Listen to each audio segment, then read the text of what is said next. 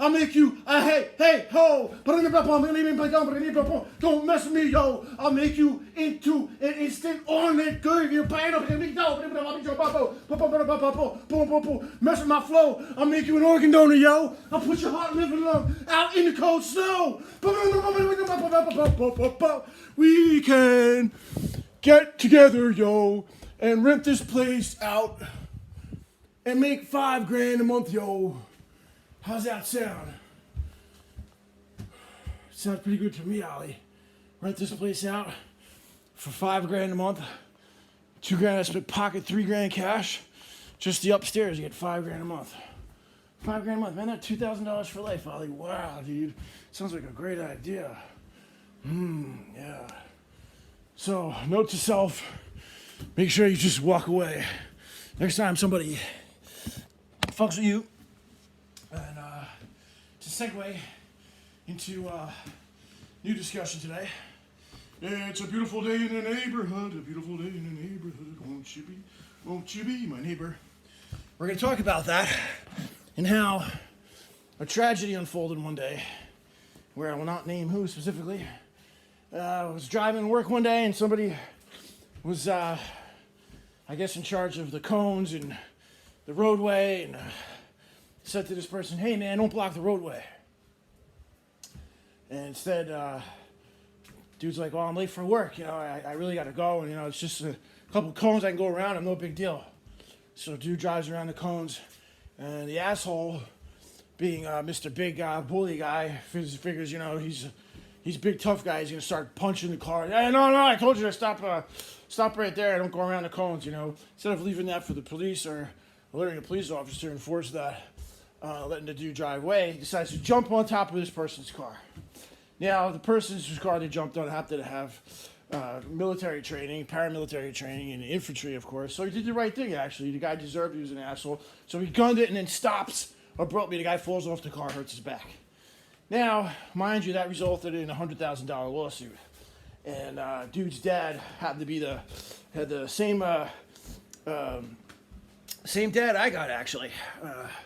Is related to me in this tragic story, and had to pay $100,000 as a payout to settle it.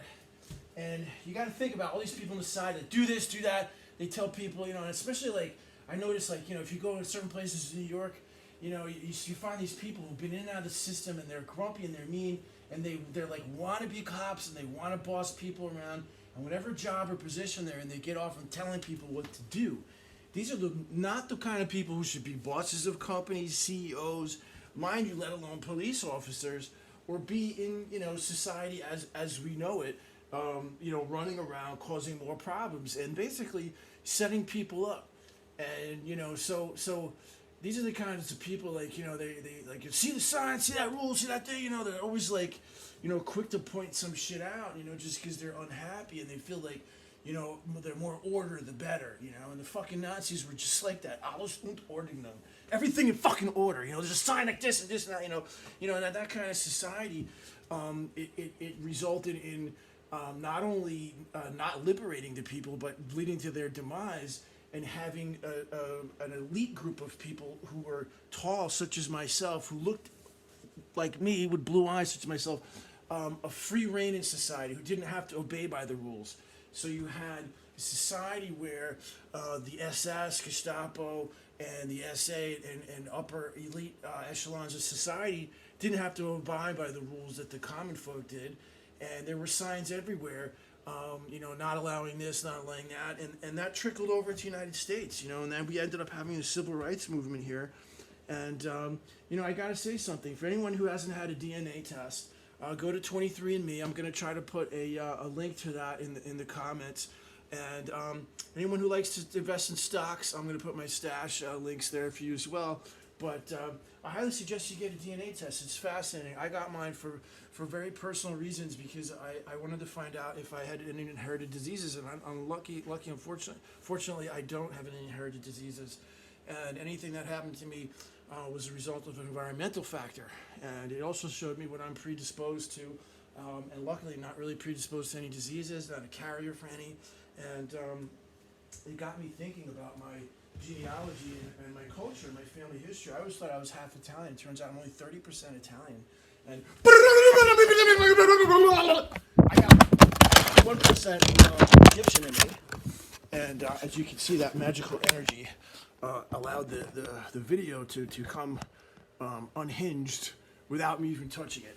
And I think that comes from my 1.7% Pharaoh DNA from Egypt. I come from an Egyptian Pharaoh who was a Coptic Egyptian. That means they believed in Christ.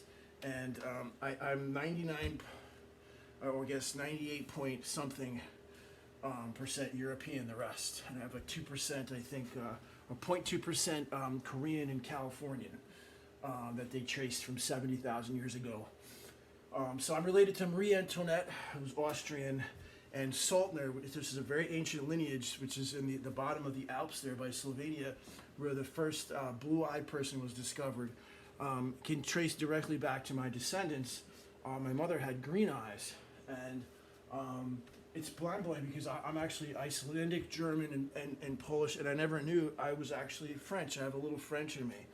And I have absolutely no Jewish. I didn't think they really make that so much as a cultural genetic trait as much as a religion, but I don't have any Ashkenazi or any other lineage that would indicate that I have any Jewish ancestry in me. And I found it very interesting how a lot of cultures didn't mix and assimilate, even though they lived together, brother and brother, and you got to really wonder if it's religion that divided people, and the color of people's skin. It's such a minor difference that if you look at the genealogy of Western Africa and Western Europe, Europeans and Western Africans and Western Europeans are almost identical, except for the color of the skin and a couple other slight little nuances, like the hip might be slanted a little further, or the nasal cavity, a little larger, but almost identical. Drank a lot of milk, chased prey, extremely tall, and these massive people. The Dutch and West Africans are the tallest people on the planet. And they're right next to each other. So it's like I could see in 23andMe, like here I came from this place in Egypt, some strong pyramid maybe, who knows, and went up to Europe, and then kind of went like this way, and that's it. That's all the DNA that you're looking at. That's what my ancestors did. They went around and apparently went here's Africa. They went from Egypt, Olymp, Iceland, all around Europe, went over to Korea, went to California, and back like that, like 60,000 years ago. So I have some Croatian in me as well, and it's fascinating, but no other mixing with any other gene pool. So you gotta wonder, like, who are my ancestors? Why do I look the way I do? Why were the Germans so proud of this ancestry and revered my German side of the family with such respect. When I was in Germany, Saltner was a name, it was given to royalty. Like the treatment, the amount of class and respect I was shown in Germany was extraordinary. And my grandfather had 4 PhDs and worked very hard as a scientist, healing people all over India until the British captured him and confiscated his passport, took away his freedom. Subsequently, my mother was born in India in 1943. Went back to Germany, and then they immigrated to the United States, where my mom and dad worked very, very hard for this house. And to build the studio was very important for us to have that space. And they left it for Andreas and I. It's not to be sold by the county. It should be used for us to make money. And I'm making this documentary, so hopefully that my faith in God is kept intact, and that there are some powers that be that may intervene on my behalf from heaven to help us save this place, because it's a tragedy. It's not fair, the things that have happened. I don't know if my brother's doing this to get attention, to demonstrate just how unfair the justice system can be, as it was to him. But there was a handwritten will, 2 videos leaving the estate to my name. And I I don't want to sell this house. I know I've just about explained it as best I could. I think now the best thing for me to do is to let the art do the talking.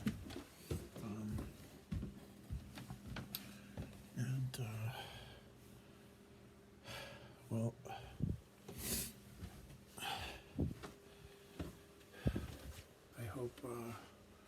I really hope that we can work something out. You know, it's life is too short, and my parents worked their whole lives just to have a little house here. And I've been working very hard, and I took care of them and worked very hard myself to be where I am today. And this is supposed to be for my brother and I. This is our legacy. No, it's not for the county.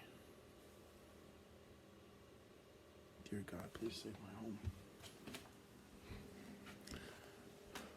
Nobody's perfect. We all make mistakes, but my mom and dad, they want nothing more than for my brother and I to be sharing this place. Not to be arguing, fighting, to be going to court.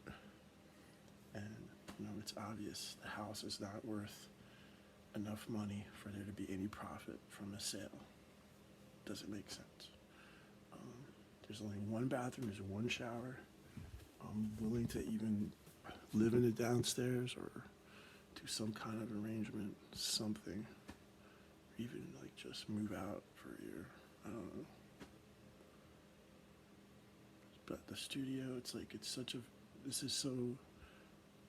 means a lot to me. You know? I don't know how else to explain it.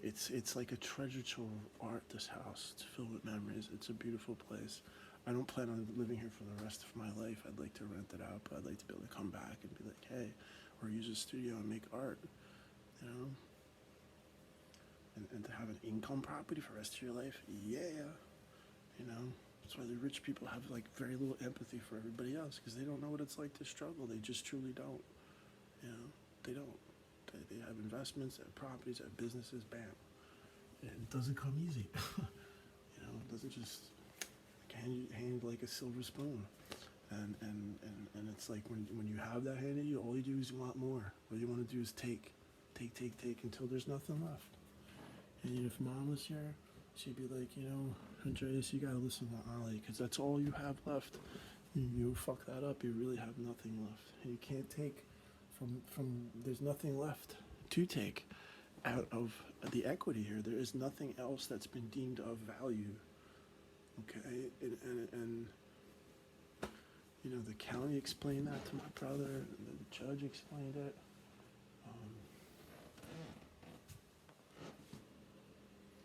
All right, well, you know, I've had enough of mean people, and I'm going to conclude my Sunday prayer today with